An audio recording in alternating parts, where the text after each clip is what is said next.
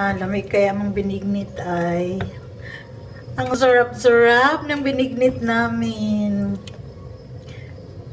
Oh, ano mo? Bibili ba kayo sa binignit namin? Mura lang siya. Char!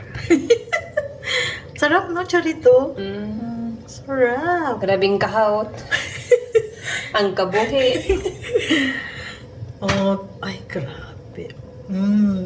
Tagkuaning takos ani. Sa mga imong sagol, ana. Uy, teka lang ha.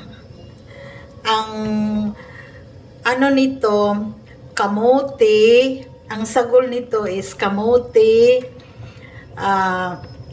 langka, tsaka sagu, at saka glutinous rice. Ako na siyang giporma og bilog-bilog. Kaya ang tawag nito is ginataan with rice ball. Char! And ready to eat na talaga yung binignit namin ay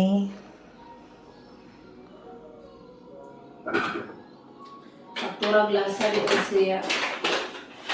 Inis.